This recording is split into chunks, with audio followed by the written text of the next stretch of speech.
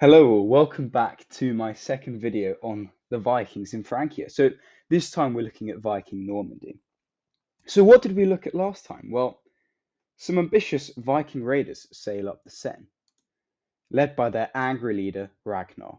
They raid Paris and they're paid to leave.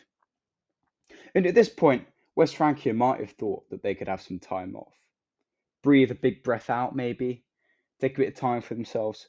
But no, fast forward to 876 AD. The Vikings are back. Who could have guessed? But a different leader this time, and probably different soldiers too, because it's a half century later. Now, this leader was called Rollo, which is probably a Latinization of the Norse name Rolf, which is a shortened version of the name Rudolph, or the modern name Rudolph. And it comes from two stem words of renown and wolf. So it doesn't actually describe exactly how, but we know that this raiding band seizes Rouen in 876 AD. And the main opposition to this conquest was from a man called Robert.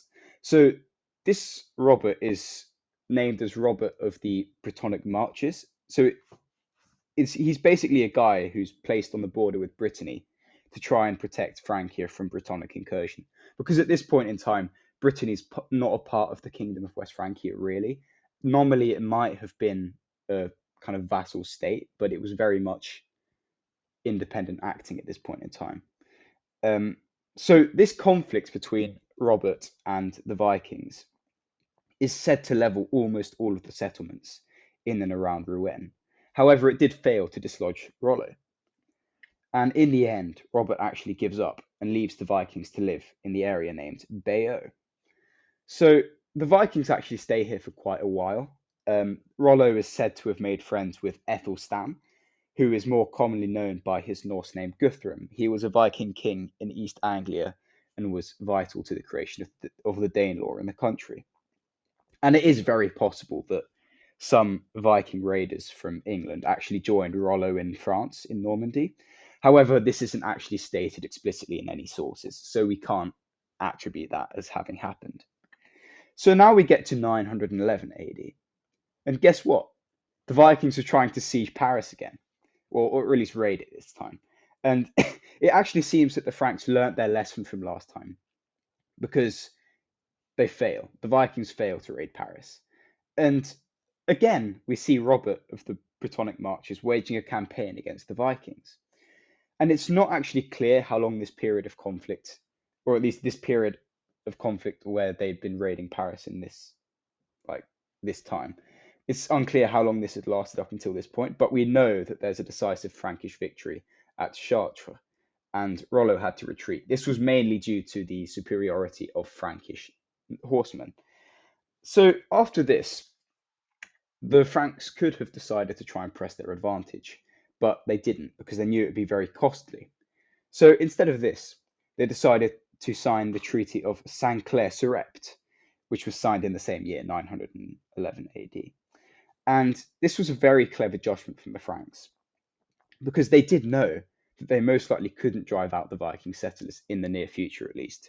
At this point in time, West Francia had been very much weakened by internal conflict and conflict between dynasties descended from Charlemagne. They also knew that the areas of Viking settlement in Normandy were still very much prone to raiding by other Viking parties. So if they were to grant this land to Rollo and make him swear allegiance, they wouldn't technically have lost any of the land, but it would also mean that these Vikings had to take responsibility for fighting off other Viking raiding parties. So it's a great example of killing two birds with one stone. So this treaty granted Rollo the hand of the king's daughter Gisela, but she may only have been 5 years old at the time, so she didn't really get much of a say in the matter. However, the treaty did demand that Rollo be baptized. So he did get baptized, as you can see here, and he took the name Robert after his godfather, not grandfather. And even though he did this, it's actually said that he died a pagan still. So he nominally was a Christian, but he didn't give up his old ways. So what was the legacy of the establishment of a Viking Normandy?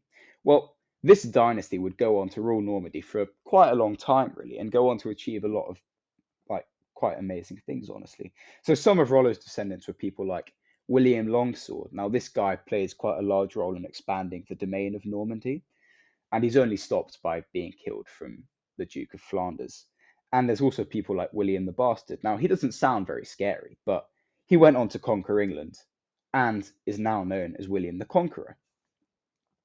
So, thank you for watching. I hope you enjoyed this two-part series on the Vikings in Francia. And it would mean so much to me if you guys could like and subscribe because it really does help the channel. Okay, thank you. See you next time.